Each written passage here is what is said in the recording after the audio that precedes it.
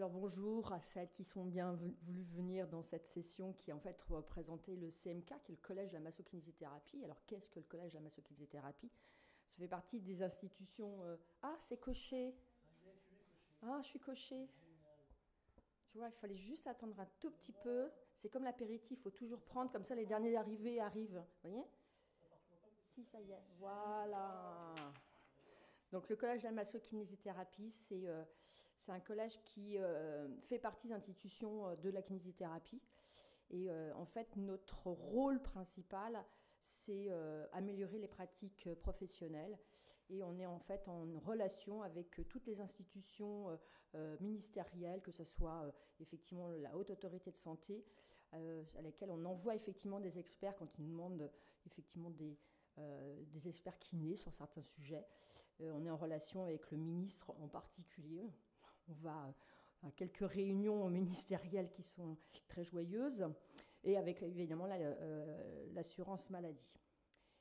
La constitution du collège, c'est une composante politique, une composante scientifique, c'est celle qui nous intéresse le plus, et une composante académique maintenant, où on accueille effectivement tous les directeurs de formation. Et puis on a des membres de droit qui appartiennent à l'ordre des masseurs-kinésithérapeutes. Donc là, cette année, pour ce congrès, pour cet événement, c'est l'AKTL, l'Association française des masseurs-kinésithérapeutes pour la recherche et le traitement des atteintes lymphoveineuses, qui a répondu, qui va nous traiter ce matin du cancer du sein et de la kinésithérapie, comment redonner à nos patientes effectivement la capacité de reprendre leur vie normale après un événement douloureux. Et puis cet après-midi, on aura Kiné France Prévention, parce que la santé des femmes, ce n'est pas que la gynécologie, et qui nous parleront effectivement des douleurs musculo-squelettiques et la prise en charge globale des patientes. Voilà, donc je vais laisser mes collègues prendre la main, et donc je vais appeler Pierre-Henri Ganchou sur la recherche en kinésithérapie.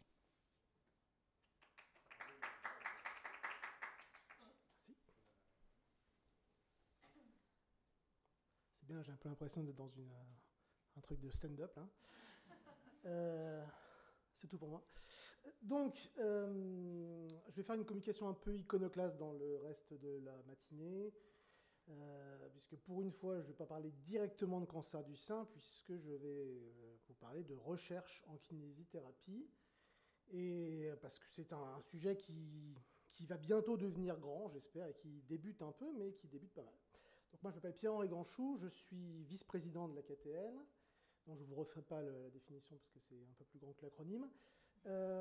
Et je suis stagiaire, c'est-à-dire faiseur de photocopies et de café, dans le laboratoire TIMC, et dans l'équipe TEMAS à Grenoble, où donc je fais de la recherche, enfin du moins j'essaye. Je n'ai aucun conflit d'intérêt à déclarer, parce que c'est l'avantage de la recherche, surtout dans le public, c'est qu'on n'a pas beaucoup de conflits d'intérêt à déclarer, il n'y a pas de sous. Donc, un petit historique rapide de là d'où on vient et là où j'espère on va aller. Le diplôme d'état de kinésithérapeute qui date donc d'avril 1946, pardon. Pas grand-chose qui s'est passé dans nos responsabilités, surtout du monde de la recherche, jusque 50 ans plus tard, en 1996, où le décret d'acte a inclut la prévention pour nos amis de cet après-midi et le conseil et la recherche, donc dans la possibilité pour les kinésithérapeutes. Depuis 2015, les étudiants sont initiés à la recherche parce qu'il y a une réingénierie de leur diplôme et qu'ils sont maintenant à 5 ans d'études, enfin ils étaient à 5 ans d'études à ce moment-là, ils sont toujours d'ailleurs, et que des conventions sont obligatoirement signées entre les universités et les IFMK, les instituts de formation en massokinésithérapie, pardon. Et donc ils font un mémoire d'initiation à la recherche qui a déjà pas mal dégrossi ces idées-là pour les jeunes qui ont dû subir ça depuis, et qui, pour nous, les vieux, étaient moins clairs.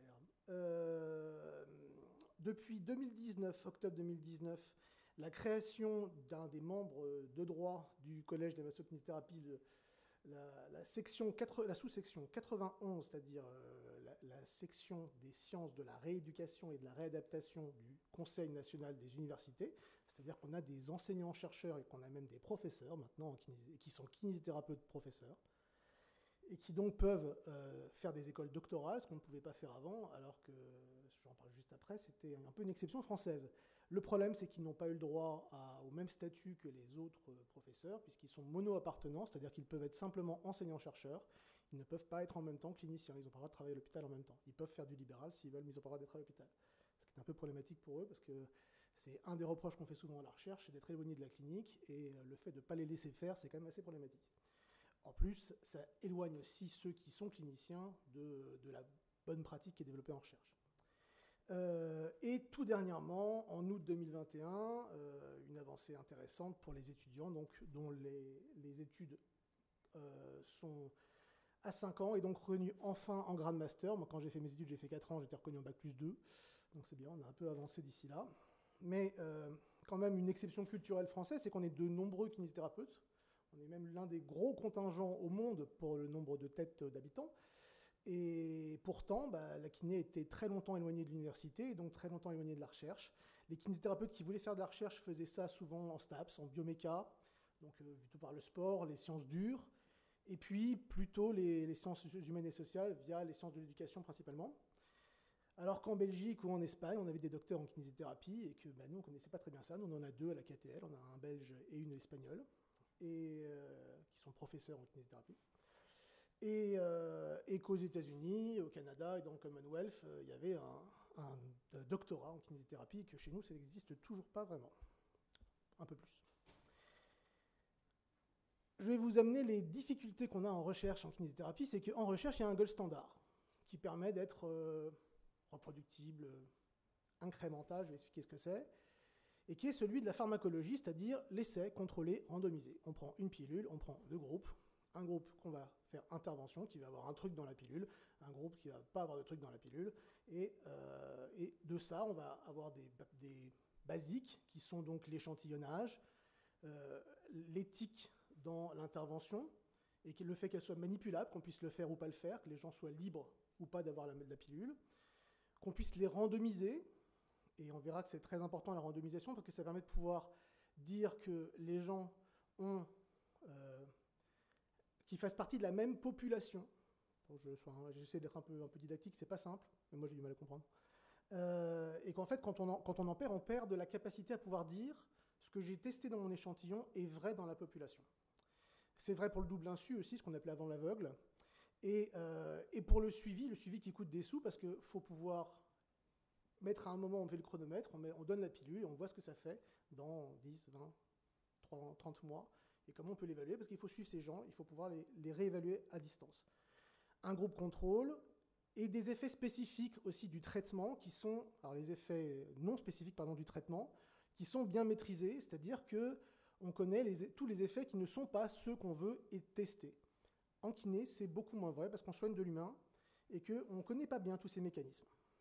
Et tout ça, ça permet de faire de l'inférence causale, donc de partir d'un échantillon pour aller vers la population. Or, nous, on a des limites, parce qu'on fait partie des interventions non médicamenteuses, comme la chirurgie aussi. Et donc, on est obligé de s'adapter par rapport à ça, parce que les contraintes font que, je vais vous les énoncer, tout ce qui va nous limiter dans notre capacité à pouvoir faire de la vraie inférence causale, et donc de dire ce que j'ai trouvé dans mon échantillon, je peux le dire dans la population. D'abord, la perte de plusieurs niveaux d'insu. C'est difficile de dire à un patient... vous n'êtes pas en train de faire du vélo, mais non, vous faites comme l'autre à faire du tapis, non, il sait bien qu'il est en train de faire une intervention différente de ce qu'il aurait pu faire, parce qu'on l'a prévenu des 2 interventions possibles. Donc, déjà, cet insu-là, il est quasiment impossible à pouvoir reprendre. Ensuite, le kinésithérapeute qui prescrit, qui fait rentrer la personne dans la salle avec le vélo, la salle avec le tapis, forcément, il sait aussi ce que l'insu est levé. Et donc là, on peut avoir des biais de déception, en particulier quand il y a 2 choses qui sont... qu'une des interventions paraissait peut-être plus désirable pour le patient, il peut ne pas être aussi réceptif au traitement, parce qu'il y a des choses qui vont se passer, qui sont non spécifiques, et qui vont influencer le résultat de la recherche. Donc pour limiter ça, on n'a pas grand-chose de magique. On va forcément avoir de la perte incrémentale. On ne pourra pas dire que ce sera aussi vrai que ce qu'on pensait. Et ce qu'on peut faire, c'est essayer de mettre en insu, en aveugle, tous ceux qui vont être autour de la recherche. Par exemple, celui qui va analyser doit être en aveugle. On dit juste, tu m'analyses ça, on ne lui dit pas pourquoi c'est faire. On peut aussi mettre en aveugle, par exemple, on va prendre le stagiaire, moi, et c'est lui qui va faire l'évaluation, et qui ne saura pas pourquoi il fait l'évaluation. Va faire le bilan de Madame Machin, il ne sait pas qu'avant, on lui a fait faire 30 SWAT. Autre nerf de la guerre, la puissance. La puissance d'une étude, c'est sa capacité à pouvoir zoomer. Pour vous donner un ordre d'idée, en gros, vous êtes martien, vous regardez la Terre, vous avez un télescope, il n'est pas très bon, parce qu'il n'est pas très cher, et donc vous voyez que les gens qui font plus de 2,15 m, et donc vous concluez, les terriens jouent tous au basket et sont tous très grands. Non, évidemment, mais c'est parce que vous n'aviez pas le bon zoom. Et pour avoir ce bon zoom, il faut recruter beaucoup de monde, il faut les suivre longtemps, et il faut avoir des outils qui sont souvent onéreux. Or, la recherche en kiné, pour l'instant, n'est pas tellement suivie par des laboratoires, et donc souvent publique, et n'a pas beaucoup de moyens, il faut qu'elle s'invente. Et ce qui fait qu'on a le gros problème de la recherche en kinésithérapie, c'est des études qui sont sous-dimensionnées souvent, et dont les résultats sont donc surestimés. On va estimer que voilà, les terriens font tous plus de 2,15 m, quoi. Et ça, c'est ce qu'on nous reproche beaucoup. Donc nous, on a au moins l'avantage de pouvoir se dire, comment est-ce qu'on peut limiter ça? Déjà, on commence à avoir des laboratoires, ce qui permet de pouvoir faire du travail d'équipe, donc pouvoir se répartir les tâches, pouvoir faire de la réplication d'études, ce qui permet de pouvoir mieux aussi décrire nos biais, décrire nos protocoles, pour que ce soit plus facile à comparer, et que donc on ne se permette pas de dire... de donner de manière péremptoire le résultat d'une recherche, mais de dire bien, voilà, je sais, je suis limite dans mon nombre de patients, mais je vais essayer de le compenser comme ça. Il faudra que dans une prochaine recherche, si le protocole est le même et qu'il n'y a plus que la suivre, ça fait déjà tout ça de moins à pas travailler, et il n'y a plus qu'à augmenter le nombre de patients, ce qui est quand même un boulot, mais bon, voilà. Il y a aussi une possibilité qu'on appelle les pragmatic trials, qui veut dire donc les essais pragmatiques, en très bon français de Lille, et qui veut dire qu'en fait, on va essayer de faire des études qui seront très proches du terrain, où on va se rapprocher beaucoup plus de la clinique, et ce qui permet de pouvoir être plus facilement reproductible aussi, parce que plus facilement utilisable des agents du terrain, par exemple les kinésithérapeutes dans leur cabinet. La randomisation, elle pose le problème souvent difficile de l'équipoise. Je sais pas si vous, enfin c'est equipoise en anglais. Je ne sais pas si vous connaissez ce concept qui veut donc dire balance, équilibre, et qui veut que, par exemple, on va imaginer un protocole en chimiothérapie. On voit entre le groupe contrôle et le groupe intervention qui a des résultats formidables. Il y a toutes les tumeurs qui disparaissent à l'IRM. On ne peut pas laisser décemment des gens continuer à avoir une chimiothérapie inférieure en qualité, et donc on va les amener dans ce nouveau traitement. Mais ça, on l'a fait uniquement une fois qu'on a vu l'évolution de ce truc-là, et pas de fait. Mais on peut imaginer aussi pour nous les interventions médicamenteuses, que par exemple sur une intervention de l'épaule, un truc que tu connais un petit peu Thierry, on puisse estimer si on veut faire plutôt chirurgie ou kinésithérapie. Si le patient il voulait chirurgie, c'est difficile de lui dire, ah non, par contre, voilà, vous allez aller dans le groupe kinésithérapie parce que c'est ce qui est marqué dans l'enveloppe, quoi. Donc ça, c'est difficile parce que... Et puis en plus, par exemple, je sais pas, vos patients sont dans votre cabinet, si vous prenez votre pool de patients, ils peuvent se connaître. Ah toi, il t'a pas fait faire ça, moi, il m'a fait faire que du massage. Ah moi, il m'a fait faire en même temps ça. Donc ils peuvent on appelle ça le biais de contamination, c'est-à-dire qu'ils puissent se parler et se décrire des protocoles, et donc... lever la randomisation, parce qu'ils ne veulent plus être randomisés. Ils ne veulent plus partir dans un groupe plutôt que l'autre. Donc ce qu'on peut faire, c'est qu'on peut randomiser en cluster, c'est-à-dire qu'on va, par exemple, si on est multicentrique, plusieurs cabinets qui font la même étude, on va randomiser les cabinets. C'est-à-dire que celui-là aura ce groupe-là, celui-là aura ce groupe-là. En fonction aussi de la qualité du kinésithérapeute, de ce qu'il arrive mieux à faire, on fera peut-être plus cette technique-là pour ce kinésithérapeute-là, et en fait, on va faire ça à une autre échelle qu'à l'échelle du patient. C'est un moyen qu'on peut tester. Une nouvelle randomisation, c'est un peu jeune, donc je vous en parle très peu parce que c'est un peu compliqué comme technique. Enfin, c'est pas si jeune que ça, je crois que ça date des années 80, mais c'est jeune en kiné, quoi. La randomisation de Zelen, où en fait on va mentir aux patients.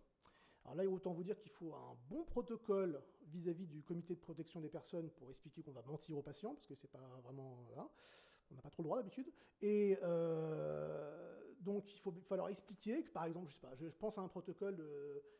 Ah monsieur, vous vouliez faire les termes, je sais pas, parce que sinon l'autre protocole c'est kinésithérapie dans mon cabinet. Tiens, justement, ça tombe bien, vous avez 3 jours de terme. En fait, ce qu'il ne savait pas le patient, c'est que ce qu'on comparait, c'était 3 jours de terme contre 10 jours de terme. Donc on peut le mentir comme ça, ce qui permet de pouvoir éviter ce biais de déception. Mais bon, on est d'accord qu'il faut après leur expliquer, a posteriori, qu'on leur avait menti. Parce qu'ils n'aiment pas toujours. Hein. Le groupe contrôle, les effets spécifiques sont mal connus. Autant on sait à peu près bien. Je vous ai sauté une diapo parce que j'avais peur que ça ne rentre pas dans le timing. Où j'expliquais en gros que Il y a deux types d'effets dans un traitement. L'effet spécifique, parce qu'on évalue bien le principe actif d'une pilule. Dans les traitements kinésithérapiques, c'est beaucoup plus flou, parce que plusieurs effets se combinent, plusieurs effets non spécifiques. L'effet qu'on dit placebo, qu'on dira plutôt effet contextuel aujourd'hui, parce qu'en fait, il est plus compliqué que ça, parce que l'effet nocebo aussi coexiste avec l'effet placebo, je vous passe tout ça. Enfin, comme c'est une spécialité de mon laboratoire, je suis obligé d'en parler quand même. Le fait que simplement le temps va être autorésolutif, donc mais ce que vous m'avez fait c'était vachement bien, vraiment c'était super, le lendemain j'avais plus mal. Ouais, ça se trouve, je vous aurais rien fait, le lendemain vous n'auriez plus mal non plus, hein. Mais voilà. Et l'association de ces deux pensées, donc il faut avoir le temps de pouvoir les distinguer, c'est compliqué, c'est pas simple. Et aussi des effets statistiques, ce qu'on appelle la régression à la moyenne. Par exemple, le type qui se trouve absolument génial, j'ai fait une performance incroyable, je suis le meilleur sauteur de haie du monde, mais sauf que là, ce coup-là, tu as été très bon, mais d'habitude, t'es pas terrible. Bon, et c'est pour ça que souvent, il y a ce fameux syndrome du champion, c'est-à-dire qu'il a été formidable une fois, mais après, il revient à sa moyenne et il est beaucoup moins bon, parce que ça a été une exception, il revient vers sa moyenne. Ça peut être pareil avec une douleur. J'ai eu très très mal ce jour-là, mais en fait, normalement, je suis dans cette norme-là de moyenne de 2V1. Des difficultés aussi qu'on a à faire, parce que justement, à cause de ce fait qu'on ne peut pas différencier vraiment les effets non spécifiques entre les patients, entre les deux groupes, en fait. Et donc, le groupe contrôle a moins de sens qu'avec un médicament, parce que dans les designs où on fait A contre A plus B, c'est-à-dire vous avez le traitement de référence et je vous rajoute un truc. Oui, mais est-ce que le truc que vous rajoutez, il ne rajoute pas des choses? Est-ce qu'il n'interagit pas dans les effets non spécifiques avec ce que vous avez? Donc comment on peut le discriminer par rapport au groupe A? C'est ça la difficulté, c'est pour ça que ces effets sont un peu moins utilisés. Donc, une des pistes pour améliorer ça, c'est se questionner sur ce qu'on évalue vraiment en fait dans nos études. On n'est pas à évaluer l'efficacité d'une molécule. On est dans un autre recul et qu'en fait on va peut-être évaluer par exemple le service médical rendu. Est-ce que ce que j'ai fait, ça a fait pareil en moins de temps, en moins cher?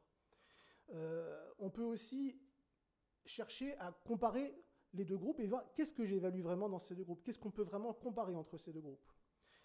Et donc, pour ça, il faut faire un groupe contrôle. Mais sinon, on peut prendre aussi l'option de notre bon ami marseillais de ne pas en faire du tout, hein, de faire une étude à 80 patients sans faire de groupe contrôle, de filer à tout le monde le même traitement et en disant qu'il marche super bien parce qu'il marche super bien. Je vous le déconseille, hein, ça ne fait pas partie des préconisations. Autre possibilité pour les kinésithérapeutes, qui est la mienne en l'occurrence, c'est de faire de la recherche qualitative.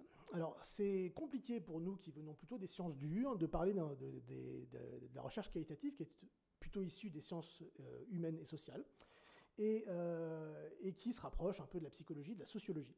C'est passionnant, vraiment passionnant. Et en fait, c'est une autre façon de penser la recherche où on accepte sa subjectivité.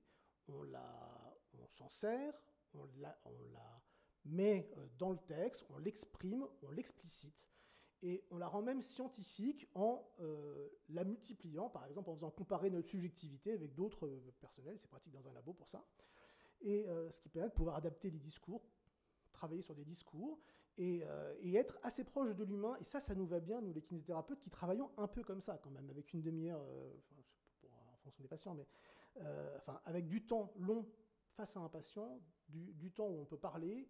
C'est vrai que c'est quelque chose qui nous parle bien, cette histoire d'aller essayer d'analyser des discours, d'entendre dans un discours des failles. C'est quelque chose qui marche assez bien, et moi, c'est ma recherche, puisque je vais essayer d'analyser des parcours de soins, et pour ça, je vais interroger des patientes dans leur parcours de soins après opération du cancer du sein. C'est aussi une recherche qui est adaptée aux étudiants, qui sont limités par la loi Jardé, donc qui impose des règles éthiques à la recherche, et qui donc fait que les étudiants ne peuvent pas faire ce qu'ils veulent, parce que sinon il faudrait qu'ils passent par, comme nous en recherche, un comité de protection des personnes, et c'est un peu plus compliqué pour mettre en place. Pour conclure, je vous ai fait un petit test dans ma petite insomnie de ce matin à 4h du mat'.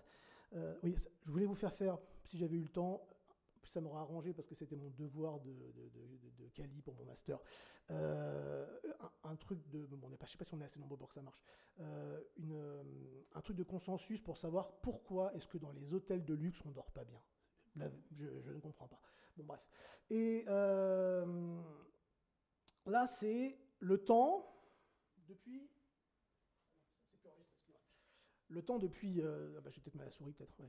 Depuis 1913 jusqu'à 2013, il y a eu 20 000 études qui sont encore référencées dans PubMed sur le mot-clé physiother, qui veut donc dire prendre tout ce qui est physiothérapie, physiothérapie, kinésithérapie. Depuis 2013 et 2023, 50 000 études à peu près.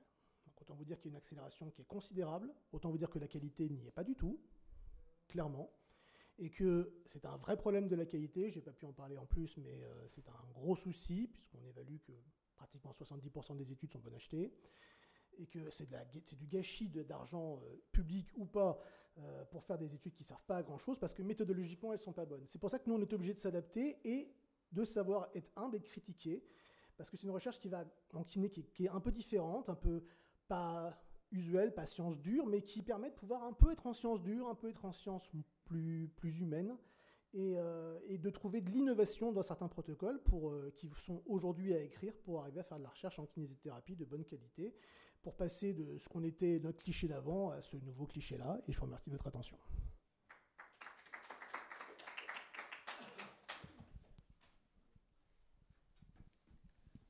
Donc on posera les questions à la fin des 3 interventions. Donc j'appelle Jean-Claude Ferrandez. Et je n'ai plus le titre exact de Je ne sais pas comment ça marche. Tu fais échappe, voilà. Et donc on va parler de la kinésithérapie scénologique avec Jean-Claude. J'aurais difficulté à prononcer la phrase « bonjour à tous et toutes » parce que le pluriel est singulier. Alors on va quitter les cols blancs de la kinésithérapie, la recherche fondamentale, et revenir un petit peu le nez dans le guidon pour parler de la rééducation scénologique. C'est en fait la kinésithérapie après cancer du sein. Donc moi je m'occupe de la cathèse en tant que président, et j'ai une consultation de kinésithérapie scénologique et lymphologique à l'Institut du cancer à Avignon, où on prend en charge à peu près chaque année un peu moins de 1000 nouvelles patientes. Alors quelles sont les indications de la kinésithérapie scénologique? Si on devait toutes les résumer, et on en a pour 3 ou 4 jours, puisqu'en fait elle commence déjà avant l'intervention chirurgicale, avec ce bilan préopératoire que le docteur Séverine Alran nous présentera un peu plus tard, et qui a une importance absolument importante en termes de qualité de prise en charge, en anticipant dans le parcours des patientes. Ensuite, on va parler de la rééducation post-opératoire, mais seulement on pourrait cibler uniquement cette rééducation qui induit des déficiences, la rééducation qui est induite uniquement par les techniques chirurgicales ou radiothérapiques, étant entendu que les rééducations qui sont déjà prises en compte en préopératoire continuent, s'il y a une cervicalgie, un problème respiratoire, une rééducation périnéale. Donc on va parler que de ce qui peut être effectivement en lien avec la chirurgie.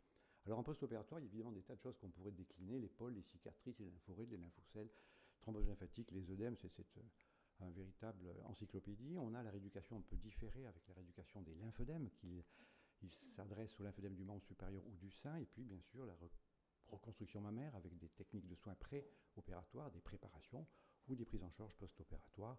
On a l'activité physique adaptée bien sûr, et puis on a aussi les soins palliatifs, mais qui somme toute n'ont rien de très spécifique en scénologie.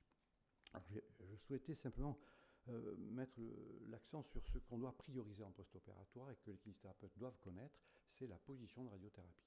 Voilà. Et tant qu'on n'a pas vu cette image et qu'on ne s'est pas focalisé sur ce qui apparaît dans cette ellipse, qu'on ne sait pas que l'épaule doit avoir à minima cette amplitude d'abduction-rotation externe, eh bien on ne sait pas où on va. Et le gros problème qu'on va retrouver en post-opératoire, parmi tout ce qu'on va trouver comme insuffisance, c'est ce fameux problème lié aux thromboses lymphatiques superficielles, et ce que j'ai choisi arbitrairement de présenter, bien que ce soit quelque chose maintenant qui devient classique, bien que nous l'ayons décrit depuis plus de 25 ans maintenant. Alors, qu'est-ce que c'est ces thromboses lymphatiques superficielles, ces TLS?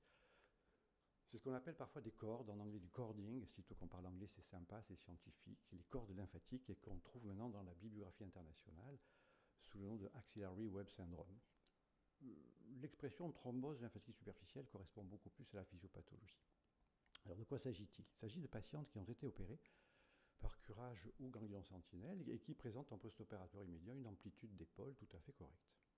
Et puis à 8-10 jours, tout d'un coup, il y a l'amplitude qui se limite.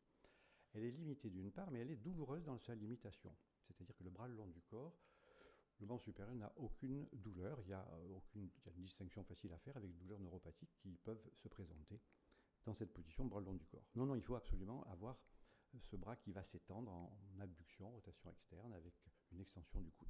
Et dès lors, on voit apparaître ce qui apparaît sur cet écran, sorte de petit chenal, un cordon en quelque sorte en sous-cutané.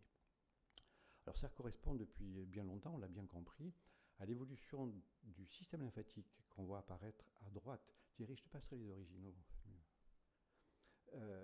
Vous avez à droite donc une lymphographie directe, c'est un examen qui n'existe pratiquement plus et qui consiste à opacifier les vaisseaux lymphatiques du membre supérieur. Et on les voit qui convergent dans le creux axillaire vers des nœuds qui vont être prélevés. Nœuds, c'est ganglion lymphatique.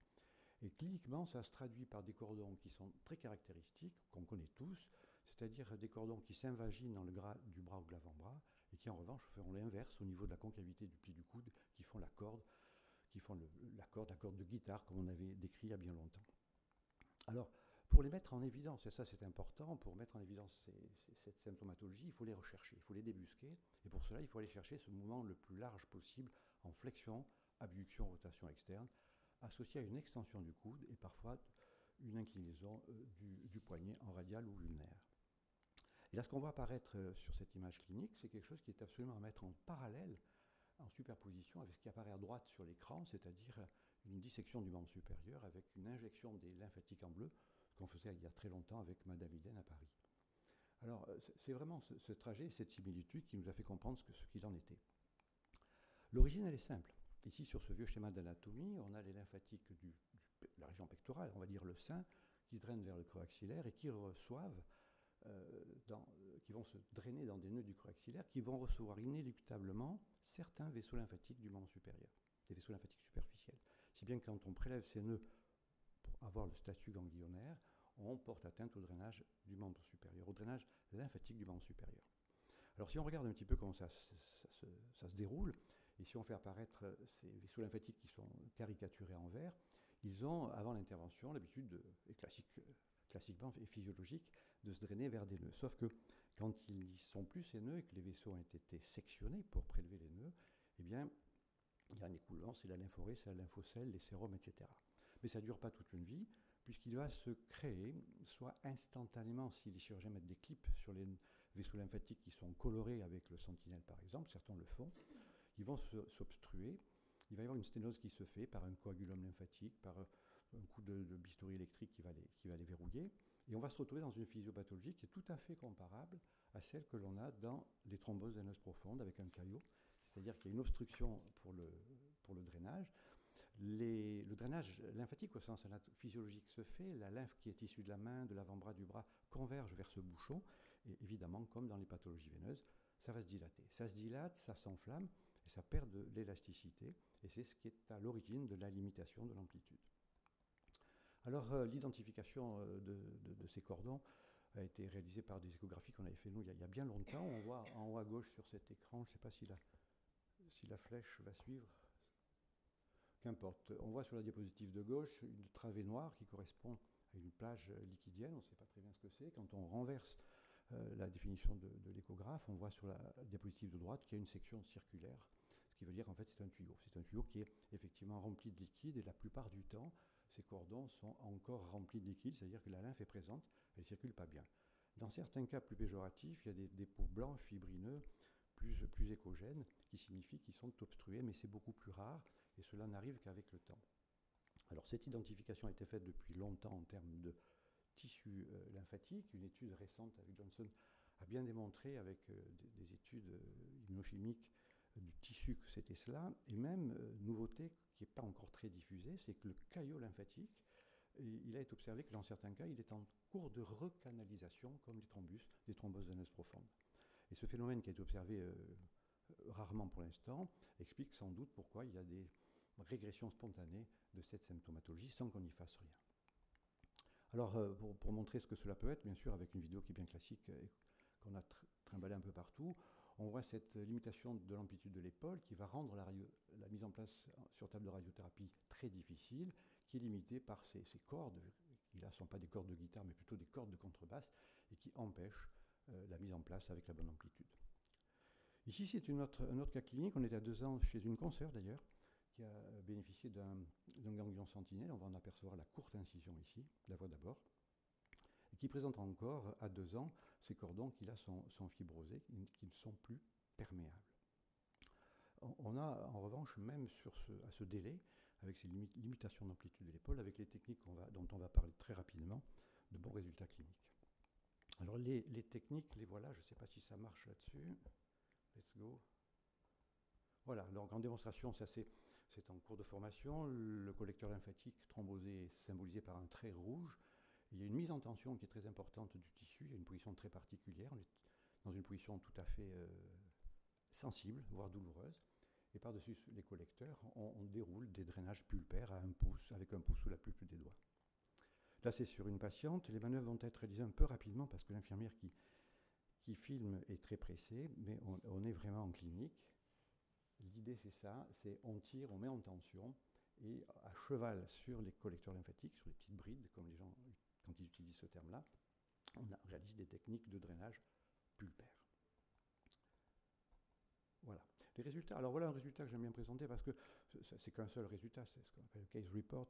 Voilà, c'est une patiente qui n'arrive pas à être mise en place en radiothérapie. Quand on lui demande de tendre les 2 bras vers le plafond, l'un du côté non opéré va bien. Le côté droit sur l'écran montre qu'elle ne peut pas aller au-delà de 90 degrés et sa supination est tellement verrouillée que le pouce est orienté vers en bas. Et là, le résultat qu'on voit, un des 2 résultats qu'on voit sur cette image à droite, c'est qu'au bout de 20 minutes, on retrouve une amplitude qui n'est pas mauvaise. Et ce qui est intéressant de remarquer, c'est que ces techniques ne cassent pas les vaisseaux lymphatiques. Et ça, c'est hyper important. Ce qu'on ne voit pas sur la photo, c'est qu'on a un super autre résultat qui nous comble souvent, c'est le sourire qu'elle a acquis après cette séance. Alors ça, c'est à propos d'un cas, ça n'a pas beaucoup d'importance. On a publié il y a très peu de temps maintenant avec l'équipe espagnole une étude prospective randomisée qui compare les résultats de la rééducation avec les mises en tension, la mobilité de ce membre supérieur, selon qu'on fait ou qu'on ne fait pas le drainage, et les résultats sont très en faveur de cette association de drainage manuel pulpaire sur les cordons lymphatiques, et donc on a des niveaux de preuve qui s'installent, on gagne sur la douleur, sur la mobilité et la qualité de vie. Tout de suite après les séances, à 1 mois de ces séances, et même au-delà, à 3 mois. À 6 mois, les choses se comblent et la distinction ne se fait plus. Alors, ce qui est intéressant peut-être à souligner, et on peut se poser la question depuis longtemps, c'est si l'apparition de ces TLS sont en relation avec un risque de lymphœdème. On l'a suspecté pendant longtemps, et 2 études l'ont démontré, effectivement. L'une et l'autre démontrent que ce risque est multiplié par 3 ou 2,4. Donc, les patientes sont à surveiller pour ce risque de lymphœdème qui est plus important chez elles que pour celles qui n'en développent pas autant. Voilà, les TLS dont le message à donner, c'est ça, c'est qu'il ne faut pas les casser. Il ne faut pas les casser parce que ça a été proposé par de nombreuses personnes. On tire sur le bras, on casse, on entend un bruit très particulier, et sitôt ce bruit entendu, on gagne en extension du coude, en amplitude d'épaule. Ah, c'est pas bon du tout puisqu'on rompt des vaisseaux lymphatiques, et souvent, dans les 48 heures qui suivent, là où on a identifié la rupture, on a une petite lymphorrhée. Donc mise en tension et DLM sur les collecteurs, ça marche. Plus exactement, ça donne des résultats cliniques. Voilà pour cette rééducation post-opératoire. Le lymphodème du membre supérieur et en kinésithérapie, on va essayer d'en parler rapidement. C'est un traitement spécifique. Il faut une rééducation particulière avec des protocoles qui sont déterminés, qui sont écrits régulièrement tous les 2-3 ans par la Société internationale de lymphologie, document consensuel qui redonne chaque année, chaque fois, l'intérêt du drainage manuel et des bandages. Alors juste pour bien préciser les choses, c'est qu'il y a 2 étapes dans ce traitement que tout le monde connaît. Il y a une première étape sur ce graphe symbolique qui montre que dans un premier temps, le volume diminue rapidement, alors qu'après, il va être stabilisé, voire il remonte un peu. Ce sont deux étapes très différentes. La première étape est une étape de traitement intensif. Le traitement doit être réalisé comme une cure en quotidien sur 2 semaines ou à peu près. C'est là que l'on a le maximum de décongestion. Il ne sert à rien, quand le traitement est bien conduit, de continuer les séances quotidiennes. On gagne presque plus rien. Et on ne le tiendrait pas. Par la suite, le traitement change. On n'est plus en traitement intensif. On passe à un traitement d'entretien, de maintien. Là, les bandages sont remplacés par un manchon. Et les séances sont très, très espacées. Et l'esprit actuel, la modernité, c'est de faire le moins de séances possible pour impliquer la patiente dans sa maladie chronique, c'est-à-dire qu'elle sache se faire des autodrainages, des autobandages, des postures et plein d'autres choses encore. Le drainage manuel actuel, alors il faut quand même penser qu'il a été inventé il y a presque 100 ans, dans les années 30, et que celui qui est pratiqué, qui est validé par des tas d'examens, avec une publication qu'on a réalisée il y a très peu de temps dans Oncologie, remet en cause beaucoup de choses, et notamment cette pression qui était toujours douce pour tous les œdèmes, ce qui est une absurdité, la pression peut être forte, qui remet en cause l'intérêt, en fait, qui démontre le non-intérêt des manœuvres qu'on réalise à distance, qui n'enrichissent pas le résultat. Tout ça, c'est quelque chose qui a bien évolué, pour plein de raisons. D'abord parce que l'anatomie des lymphatiques qu'on voit sur la diapositive de gauche avec des trajets qui sont donc colorés par l'injection, sont des trajets qui sont fins, filiformes, rectilignes. Ça, c'est à l'état physiologique. À côté, à droite, sur la lymphographie directe, d'un lymphodème qui était ancien, certes, on voit que les trajets sont complètement remaniés, anarchisés. Et donc, ce qu'on pratique sur le sujet sain ne peut pas être réalisé sur la personne qui a un lymphodème, donc une adaptation des gestes. La démonstration lymphoscintigraphique, elle est là. Vous avez en haut à gauche une lymphoscintigraphie avec un cliché assez précoce, au bout d'une trentaine de minutes après l'injection, sur une patiente qui a un lymphœdème après une grosse mastectomie. Et là, le produit, le colloïde ne monte pas plus haut que le pli du coude. En bas à droite, c'est le résultat qu'on a après drainage manuel. Et là, c'est le témoignage formel que les voies qui sont utilisées pour drainer ce lymphœdème ne sont absolument pas des voies anatomiques avec les trajets qu'on connaît en anatomie. Et donc, il faut que nous apprenions à les retrouver avec des palpations spécifiques. Le drainage ne fait pas tout, loin de là. Il ne fait pas suffisamment, voire pas grand-chose. Souvent, si on n'y associe pas des bandages de décongestion. Alors là, c'est la mer à boire. Il y a des querelles, il y a des clochers, il y a des églises, il y a des guerres de religion. On est bientôt à la Saint-Barthélemy, avec l'assassinat des gens qui ne font pas comme ce que pensent certaines chapelles. Alors, il y en a qui sont très compliqués. Il faut reconnaître que ces bandages compliqués, très sophistiqués, sont très utiles, mais pour qui? Pour des patients qui sont hospitalisés, c'est-à-dire que quand on les hospitalise, qui ont des lymphœdèmes stade 4. Et là, effectivement, il faut des techniques spécifiques. En revanche, pour l'immense majorité des patientes qui ont des lymphœdèmes, elles sont prises en charge en libéral. Et là, ce que l'on sait, c'est qu'il faut faire beaucoup plus simple, en prenant 2 bandes. Et il y a des techniques qui sont issues de ce qui se réalisait dans la région de Grenoble dans les années 70.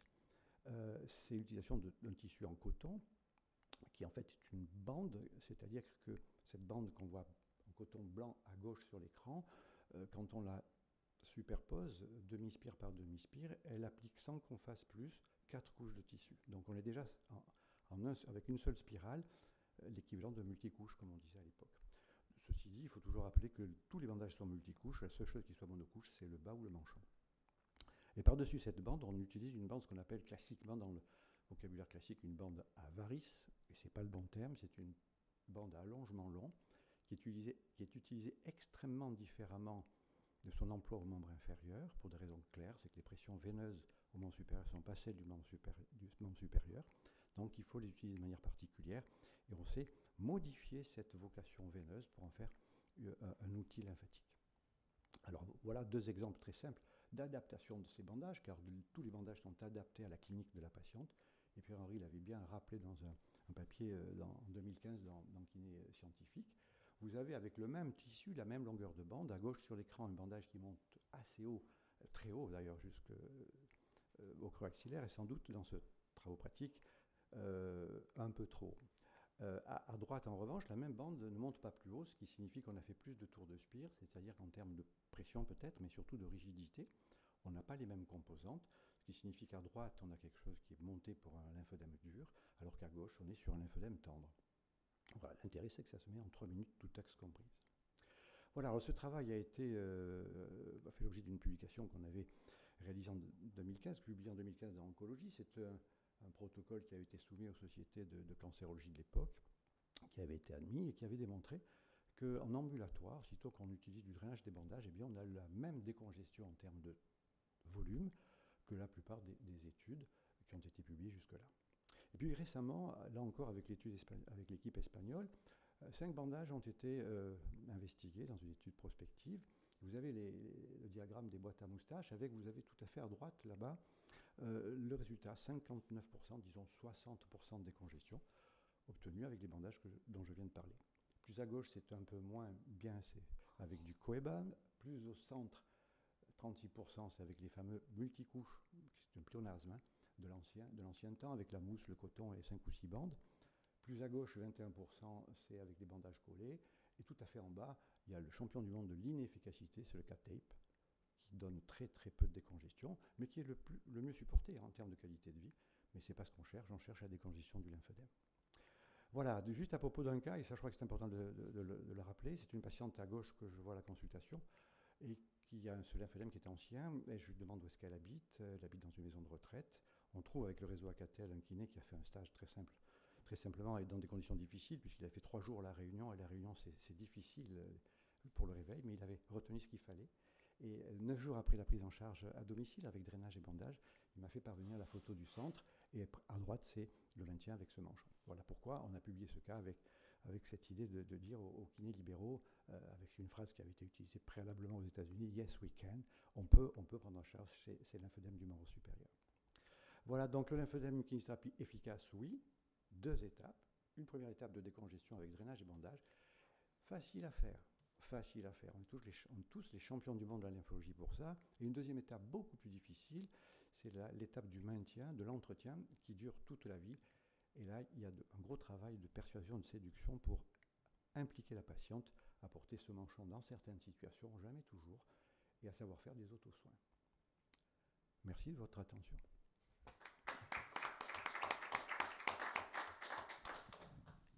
Merci Jean-Claude. Je crois que c'est Thierry Marc qui va intervenir sur la rééducation de l'épaule en post-opératoire.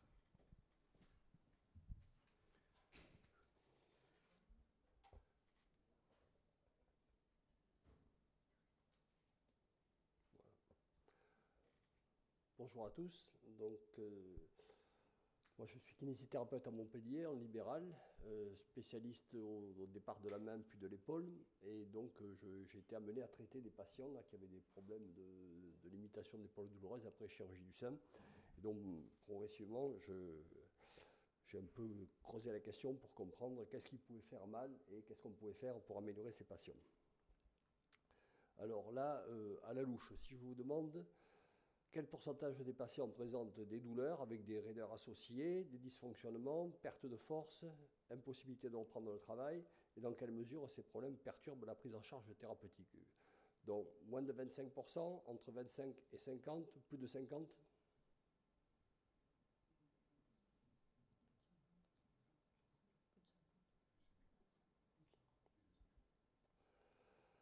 Alors les raideurs entre 22 et 40%.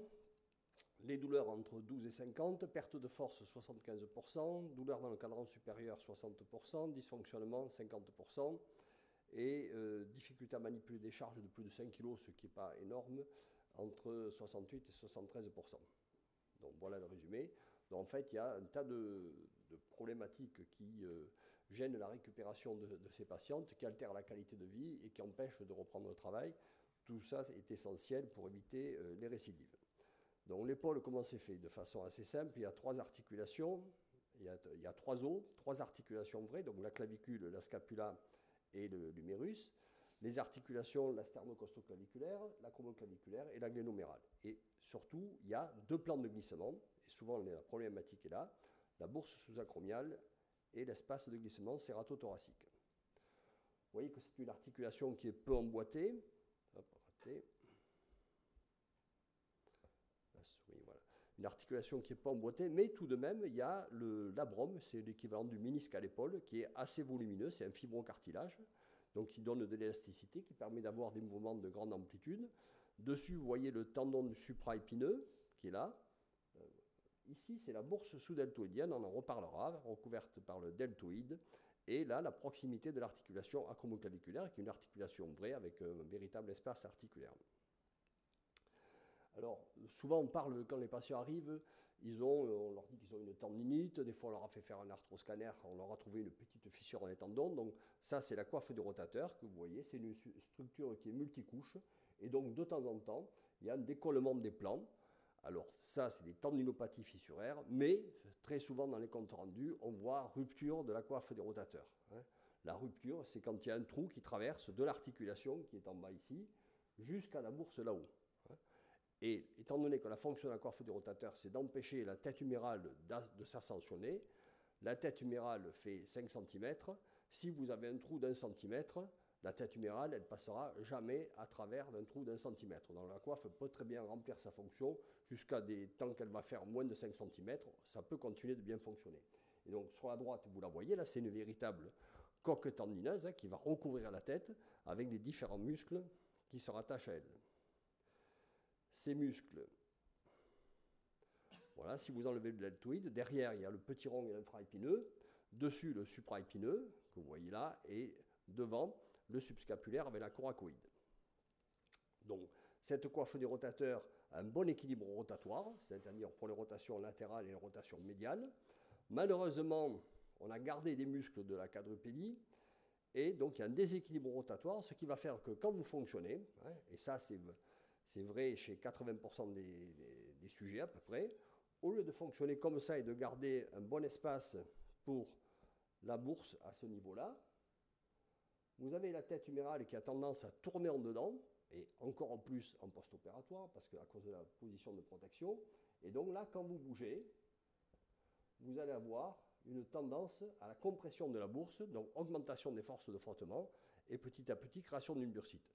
Donc ça se traduit par des pertes d'amplitude qu'on va retrouver lors du bilan. Donc ça, c'est une bourse normale, vous voyez, avec les deux feuillets qui vont circuler chaque fois que vous bougez. Mais s'il y a un excès de pression, ben vous allez avoir ce qu'on appelle une bursite. Donc c'est pour ça que les patients ils ont mal dans le moignon de l'épaule. Alors cette bourse, elle est très innervée, 25 fois plus que les autres structures de l'épaule. Pour que quelque chose fasse mal, il faut que ce soit innervé. Donc les tendons sont très peu innervés, heureusement, parce que chaque fois que je bouge, je mets mon tendon en tension. S'il était très innervé, ça me ferait mal. Donc en fait, peu de nerfs dans les tendons, dans les ligaments, et tout est dans la bourse avec les différents nerfs que vous voyez au-dessus. Voilà, c'est une structure dont on a très peu parlé, hein, les publications sont exponentielles sur la bourse. On voit qu'au fur et à mesure que la douleur augmente, l'inflammation ici augmente, pas les signes de nécrose.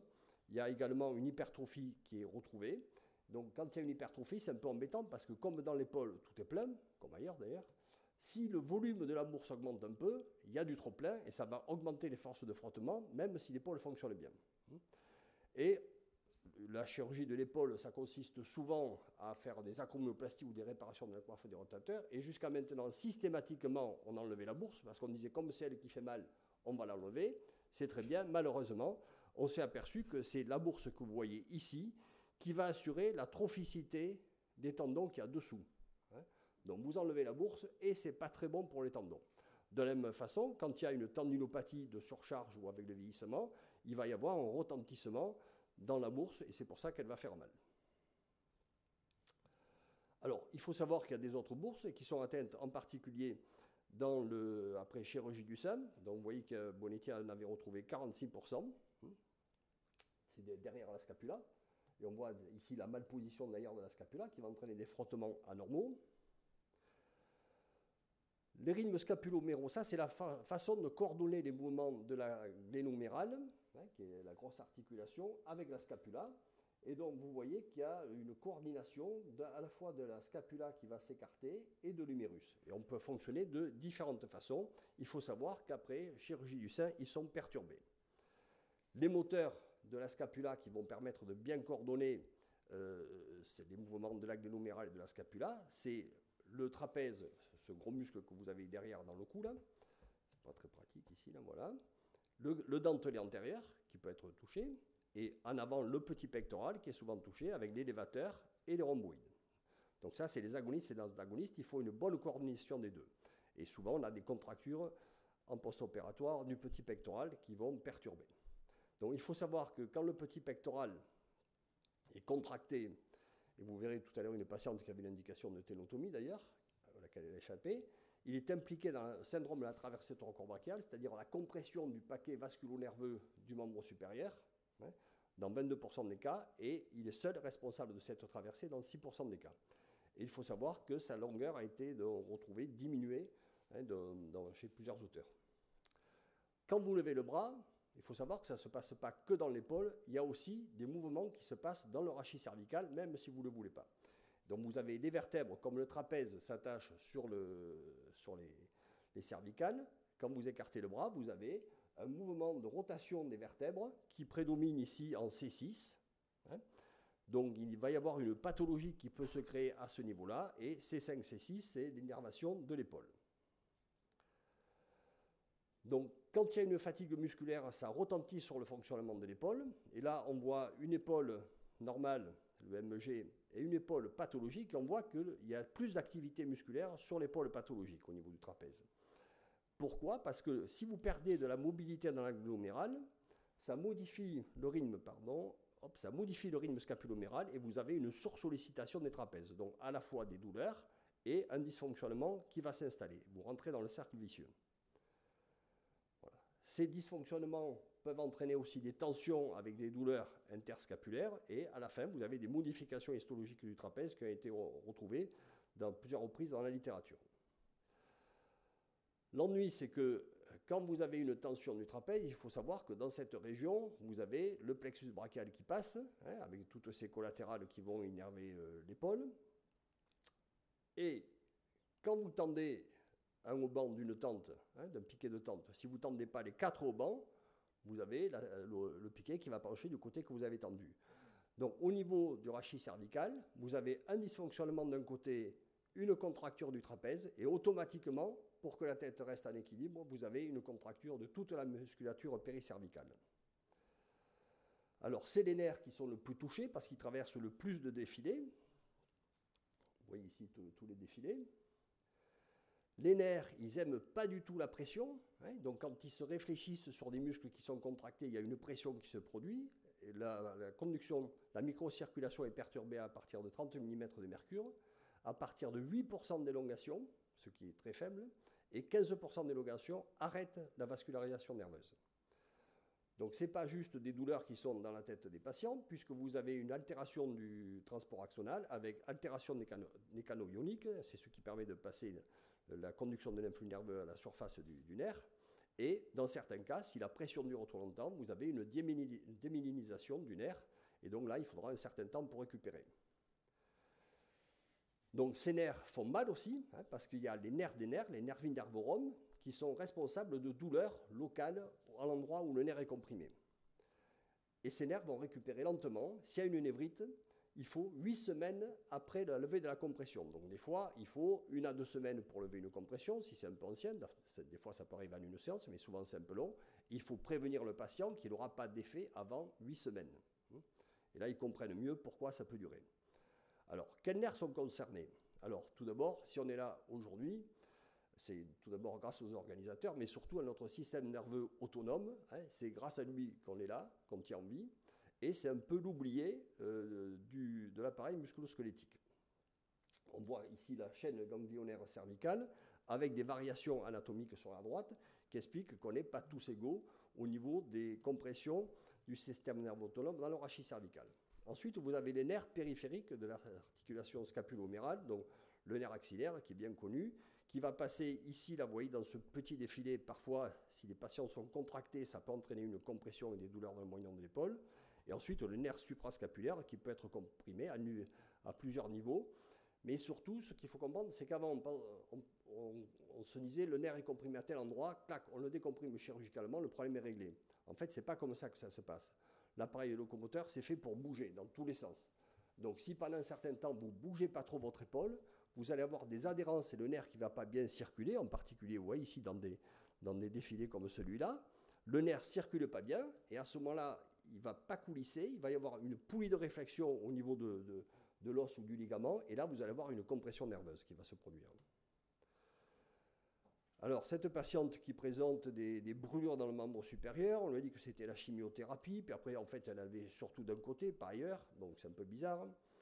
Donc, quels sont les nerfs qui peuvent être comprimés? Donc, vous avez le nerf spinal accessoire, qui est une branche du nerf vague, donc du système qui va donner le système sympathique. Et il innerve le sternocléidomastoïdien et les 3 chefs du trapèze. Mais surtout, il va traverser le sternocléidomastoïdien. Et très souvent, on a des contractures de ce niveau, dans ce muscle-là, qui vont entraîner des compressions et des douleurs donc postérieures. On voit bien ici ça traverser dans le sternocléidomastoïdien. Et vous pouvez avoir, dans ces cas-là, une malposition de la scapula par déficit du trapèze et donc une bursite derrière les burses qu'on a vues sous-scapulaires. Ensuite, vous avez un nerf qui est fréquemment comprimé, mais complètement sous-diagnostiqué. C'est le nerf dorsal scapulaire, dont la racine est C5, qui innerve le petit et le grand rhomboïde. Ce sont les muscles postérieurs qui permettent de serrer les épaules. Et donc souvent, Les patientes, quand elles ont mal, elles ont tendance à s'enrouler. Et il y a une branche cutanée pour la région dorsale. Lui, il va être piégé dans le scalène moyen, le muscle qui est ici, et dans 25% des cas, il traverse aussi le postérieur. Donc, dans une étude réalisée par Sultan, avec 55 patients souffrant de douleurs dorsales, étiquetés un peu de tout, discopathie, dysfonction de ceci, syndrome de cela, et en fait, dans 62%, c'était des atteintes du nerf dorsal scapulaire. Donc, face à une douleur dorsale ou un prurite, pensez, quelqu'un a des démangeaisons. Moi, j'ai une patiente l'autre jour qui me dit j'ai la cicatrice qui me démange alors qu'on l'avait déjà traité, que ça avait disparu. J'allais dire on va voir cette cicatrice. Et puis après, je lui dis attends, qu'est-ce que ça vous fait comme type de douleur? Elle me dit ça me démange. Je lui fais une séance pour les cervicales, pour lui relâcher, pour lui décomprimer ce nerf, et les douleurs ont disparu. Alors qu'il y a quelques années, je l'aurais traité la cicatrice, etc. Hop. Voilà. Alors, qu'est-ce que c'est qui peut déclencher aussi des brûlures ou des douleurs dans la région du sein? Ce sont les nerfs intercostaux, qui ont des branches cutanées. Donc il y a du 2e au 6e nerf intercostal, vous avez l'innervation du sein. Le 4e, c'est les rameaux mammaires et l'aréole. Le nerf suprascapulaire va innerver la partie supérieure de la poitrine. Donc les gens qui ont des douleurs là, ça peut venir du nerf suprascapulaire. Et le creux axillaire et les ganglions lymphatiques sont aussi innervés par le nerf intercostobrachial, par la seconde branche, qui donne aussi une branche qui va dans le bras et qui peut entraîner des douleurs dans le bras. Donc alors, quand vous en trouvez, puisque en fait c'est quand même dans la zone où il y a eu un peu de chirurgie, surtout s'il y a eu un grand dorsal, etc., à ce moment-là, c'est très accessible à des appareils qu'on dit à Jean-Claude aussi, qui permettent de faire des vibrations et de traiter les névromes qu'il y a sur le nerf. Vous avez deux types de névromes, soit le névrome qui est sur un nerf qui a été un peu irrité, soit s'il a été sectionné, des petites fibres, ça peut arriver. À ce moment-là, vous avez un névrome terminal. Alors les pathologies qui affectent l'épaule, vous les voyez grosso modo, bursite, tendinopathie, capsulite pour les grandes. Et si on regarde d'après l'étude de Chang, sur les pathologies spécifiques après cancer du sein, douloureuses, en fait, vous voyez que ce qui touche l'épaule, vraiment, vous n'en avez que deux, le syndrome sous-acromé et la capsulite. Tout le reste, ce sont des compressions nerveuses, comme on vient de voir. Et la fréquence n'est pas nulle, puisque le nerf intercostobrachial de 80 à 100%, la branche cutanée du nerf intercostal également, bon, les deux nerfs qu'on vient de voir. L'NCB, c'est associé, mais c'est un peu, je dirais, un pur hasard, pas tout à fait, puisque si l'épaule dysfonctionne, ça retentit sur la rachis cervicale, mais il n'y a pas de lien avec la chirurgie du sein réellement. Le syndrome sous-acromial, il est majoré dans après chirurgie du sein, puisque 13 sur 25 chez les patientes opérées, contre 0 sur 25 dans le groupe de contrôle. Tu vois, là, ils avaient pris un groupe de contrôle, mais c'est pas impossible qu'il y ait eu des petits biais aussi. Le syndrome du petit pectoral, 22%, on l'a vu, c'est fréquent, et des douleurs fantômes du sein. Alors, je ne sais pas, pour ceux qui avaient plus l'habitude que moi, vous en retrouvez des douleurs fantômes au niveau d'un sein qui a été amputé? Pas souvent, peut-être que... Voilà, moi, je n'en ai pas vu personnellement, mais dans la littérature, on en retrouve. Alors, comment savoir si c'est l'épaule qui fait mal, une bursite, ou si c'est des douleurs neuropathiques? Donc, l'interrogatoire est primordial. J'ai peut-être sauté une diapo, non? Voilà. L'interrogatoire, et à l'interrogatoire, vous devez retrouver, en vous basant sur ce questionnaire de N4, qui est très rapide, il y a 10 questions. Donc, est-ce que vous avez des sensations de brûlure, de froid douloureux, des décharges électriques? Si la douleur est associée à des fourmillements, picotements, engourdissements, ou est-ce qu'il y a une hypoesthésie au tact, à la piqûre? Est-ce que la douleur est augmentée par le frottement? Si vous avez plus de 4 points, et vous devez voir que souvent les patients ils présentent ça, vous avez des douleurs neuropathiques, avec une grosse sensibilité et spécificité. Donc ça, à l'interrogatoire, on va demander quand est-ce les gens ont mal. La bourse, c'est lors de certains gestes. Si c'est en permanence, c'est soit une capsulite qui s'installe et le taux est assez élevé, soit des douleurs neuropathiques. Les douleurs la nuit, 4 heures du matin, c'est l'inflammation de la bourse. Dès qu'il se couche, c'est des douleurs neuropathiques. Après, avec le type de douleur qu'on a vu, si c'est augmenté ou déclenché par le frottement, les patients qui disent je ne supporte pas là, quand vous me touchez, voilà, et l'hypoesthésie. Alors, dans certains cas, quand ça dure depuis un petit moment, vous avez une sensibilisation périphérique, voyez ici une patiente qui vous dit qu'elle a mal là, hein, et celle d'à côté qui a la même pathologie, mais en fait, il y a une extension un peu de la douleur localement par des phénomènes médulaires et locaux, et à ce moment-là, elle vous dit « j'ai mal là hein ». Et elle ne rêve pas. Il y en a une, c'est uniquement à l'endroit qui est coincé, et l'autre, ça a commencé à diffuser. Après, au bout d'un certain temps, 3 mois au niveau de l'épaule, vous avez une sensibilisation centrale qui s'installe, hein, avec une modification du schéma corporel, et malheureusement, très souvent, je ne récupère pas beaucoup qui ont mal depuis moins de 3 mois. Donc il faut aller vite, faire des visites préopératoires pour un peu nettoyer entre guillemets cette épaule pour que les patients arrivent à la chirurgie dans de bonnes conditions et pas avec des dysfonctionnements. Et si vous avez une sensibilisation centrale, et bien là vous rentrez dans un cercle vicieux. Hein.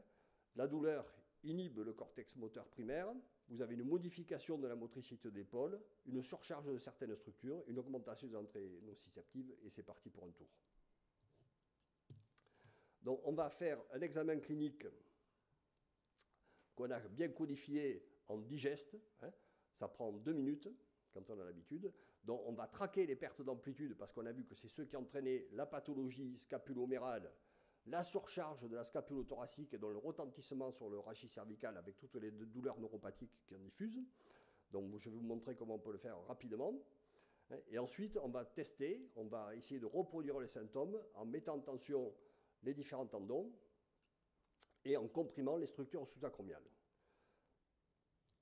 Donc ça, ce ne sont pas des patients atteints après chirurgie du sein, ce sont des patients juste qui viennent consulter pour une douleur d'épaule, un syndrome sous-acromial, et on voit que les 2 tests de compression, qu'on va voir, le test de Hawkins qui comprime la bourse et le test de NIR, en fait, la douleur augmente quand les amplitudes diminuent.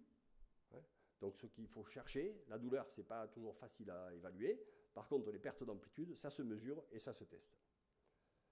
Voilà. Donc il y a un test qui a été décrit.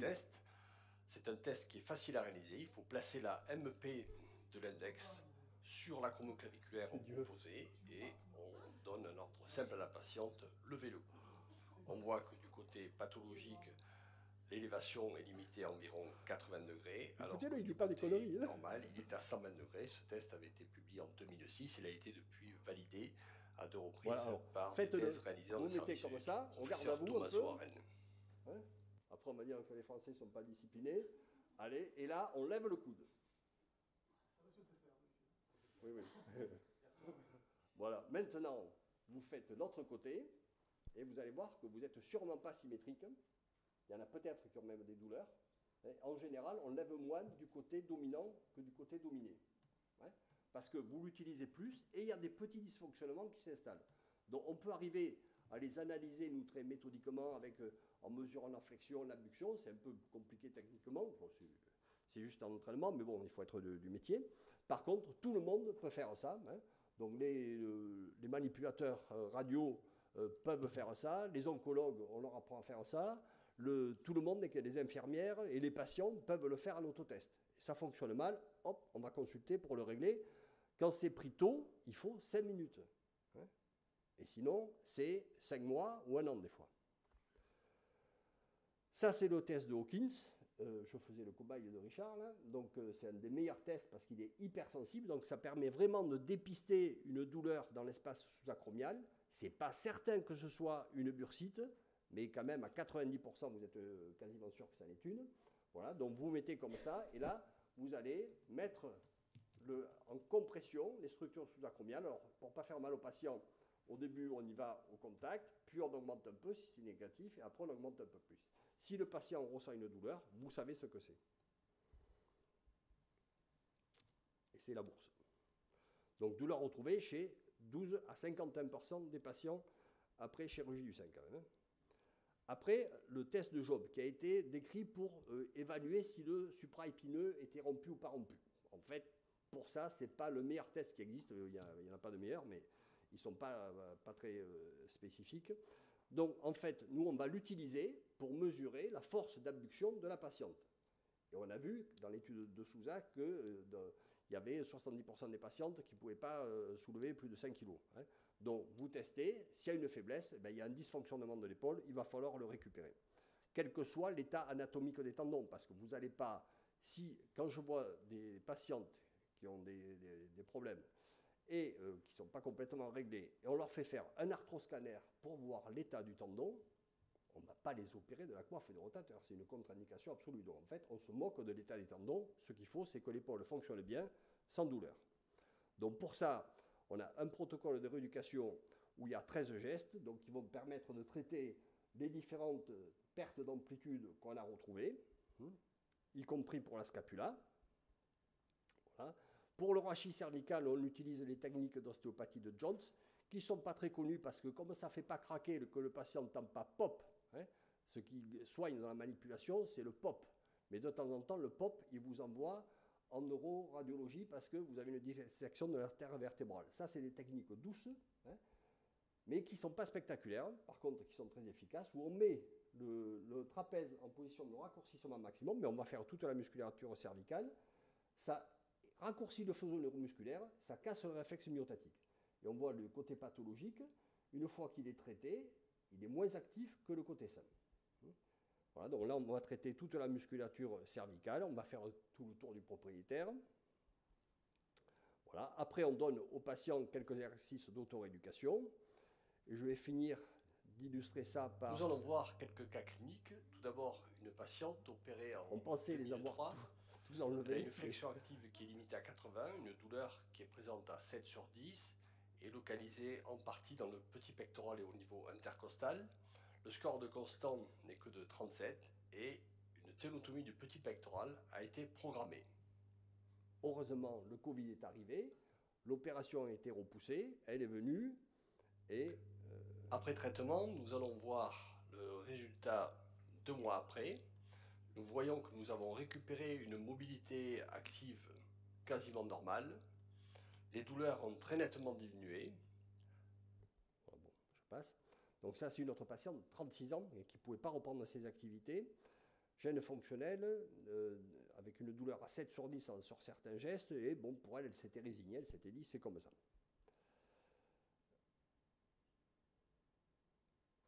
Hop, il y en a une qui a sauté là alors.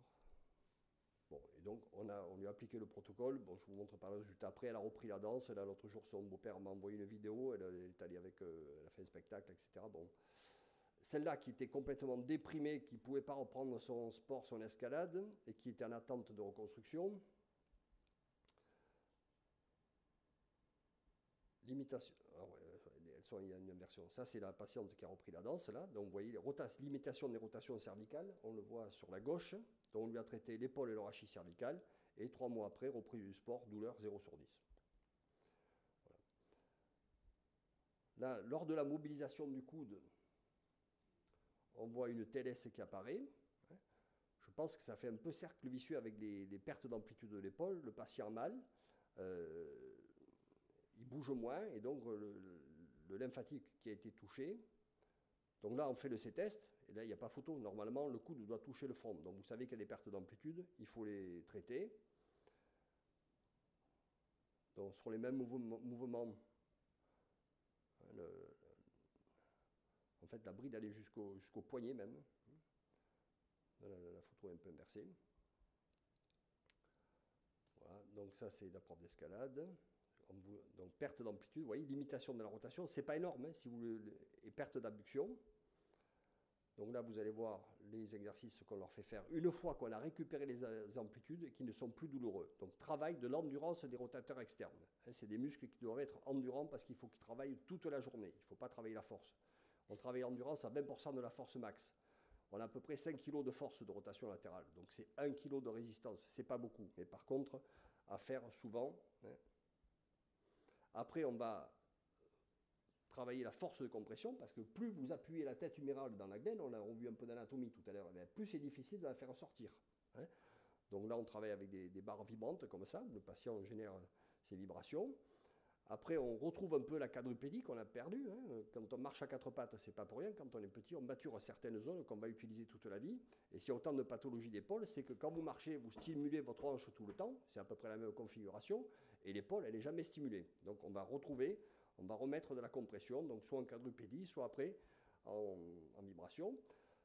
Pensez à travailler l'extension dorsale, hein, c'est important parce que les patients ont eu mal, souvent ça tire devant, donc ils restent un peu enroulés. Donc tout le monde s'enroule, et les vieux vont s'enrouler un petit peu plus.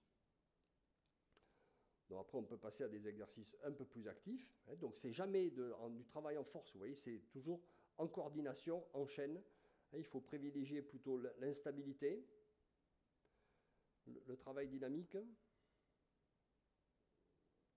Hein, donc là, en fait, elle lance le poids et elle le contrôle quand il est en haut. Elle ne soulève pas le poids. Là, pour le dentelé, hein, qui est parfois déficitaire sur les fins d'amplitude.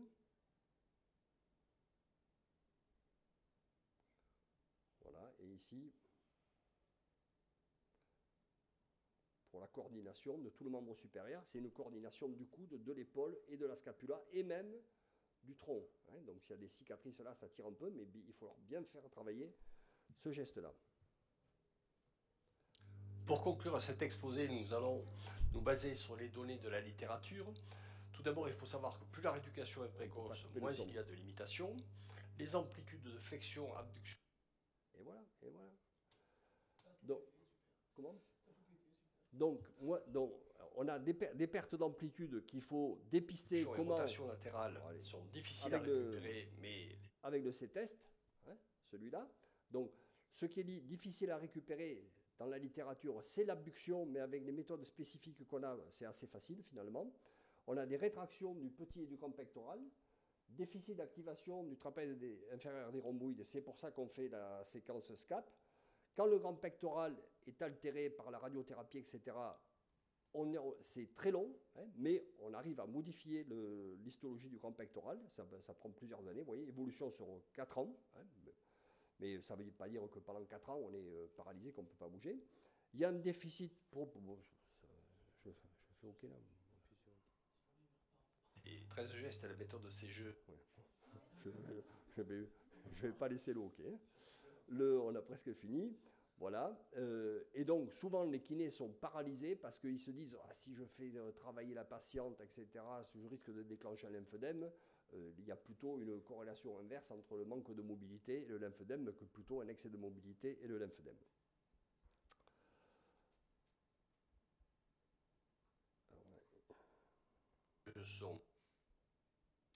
Voilà. C'est terminé. Donc, je vous remercie de votre attention. Hein, vous avez vu, c'était une coprésentation avec...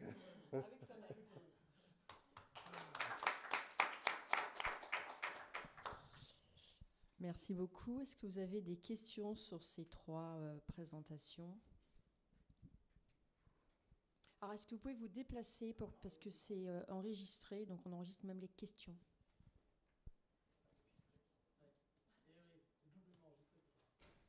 Moi, j'avais une petite question par rapport aux cordes lymphatiques, donc aux thromboses lymphatiques superficielles. J'ai l'impression que dans mes patientes, c'est souvent lié aux chirurgiens, en fait. Chez certains chirurgiens, j'ai l'impression qu'il n'y a jamais de cordes qui apparaissent, et chez d'autres, plus.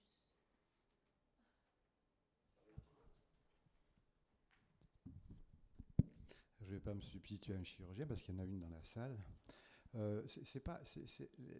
L'apparition des thromboses lymphatiques superficielles, ces petits cordons qu'on voit et qu'on connaît tous, c'est l'histoire naturelle des vaisseaux lymphatiques qui sont sectionnés. Alors, il y en a ou il n'y en a pas, c'est plus exactement, on en voit ou on n'en voit pas. Sur des sujets plutôt enrobés, on les verra moins parce qu'ils sont sur l'aponévrose, donc ils sont couverts par l'épaisseur de graisse. Sur les sujets plus minces, plus maigres, ils sont sous-cutanés, on les voit tout de suite, hein, comme des fils du fil de pêche en quelque sorte. Mais il y en a toujours. En revanche, comme l'évolution de ces thromboses, avec l'hyperpression qui règne à l'intérieur, ça va être d'utiliser les duplications qui relient chaque vaisseau qui converge au coaxillaire vers des vaisseaux parallèles, externes ou internes. L'hyperpression ouvre ces voies spontanément, hein, on ne crée rien avec le drainage manuel. Ces voies sont utilisées et les hyperpressions qui sont plutôt en distalité disparaissent. Donc si l'ouverture de ces duplications se fait très proche du creux axillaire, on n'en voit pas, mais évidemment on en verra beaucoup plus dans le cas des curages axillaires, puisqu'un plus grand nombre de vaisseaux lymphatiques sont concernés sur le membre supérieur, qu'on en verra dans les ganglions sentiers. Mais il y en a toujours, c'est l'histoire naturelle. On les retrouve par ailleurs, on n'a pas décrit tout ça, mais on les retrouve sur le sein, dans le sein, on les retrouve sur la paroi thoracique, jusque vers la région inguinale, puisque au niveau embryologique, on a une évolution qui fait que les lymphatiques des mamelles des pattes arrière, en quelque sorte, sont anastomosés aux mamelles des pattes antérieures. Et donc, le trajet lymphatique va du creux axillaire jusqu'à l'inguinale. Donc, on voit parfois des patientes qui lèvent le bras et qui disent qu'elles ont mal au ventre. Elles ne sont pas folles du tout. C'est qu'effectivement, quand on les allonge et qu'on les observe bien, on trouve ces cordons là-dessus. Hein. Mais ce n'est donc pas la faute des chirurgiens. Les chirurgiens, elles veulent parler. C'est pour ta réponse. Et vous êtes vous-même kiné ? Donc, vous observez, c'est une tendance, parce qu'effectivement, en chirurgie, moi je suis Séverine Alran, je suis chirurgienne, et effectivement, dans les techniques, on est plus ou moins addict au bistouri électrique ou à la lame froide. Et effectivement, je pense que quand on est jeune, on utilise beaucoup le bistouri électrique, et avec le temps, on dissèque, on est plus dans du stripping, et on limite l'utilisation de bistouri électrique, qui, on va dire, l'avantage, c'est que ça va vite. L'inconvénient, c'est que ça fait des brûlures additionnelles. Donc c'est vrai que moi, de mon point de vue, alors ça reste subjectif, mais comme tu le disais, toi en recherche, on est, malgré tout, un kiné, un chirurgien aussi, on a nos techniques, mais c'est avec le tissu, on l'appréhende, et moi, avec le temps, j'utilise de moins en moins le bistouri électrique. Et ce que je dis aux jeunes, méfiez-vous, c'est un jeune ami, c'est un faux ami, c'est-à-dire ça permet d'aller vite, mais tu crames tout et tu fais plus de dégâts collatéraux. Donc, est-ce que, vous avez remarqué que c'était les jeunes, les vieux chirurgiens, mais c'est intéressant. Mais ça, alors là, ça serait une belle étude de recherche. Mais alors, il va falloir du monde. Mais forcément, l'interruption lymphatique, qu'elle soit à l'électricité, à la lame froide ou au stripping, n'a pas les mêmes effets collatéraux sur l'environnement tissulaire autour. Donc, Juste Thierry, si tu permets avant, le problème c'est que ça va poser les anciens et les modernes. Hein.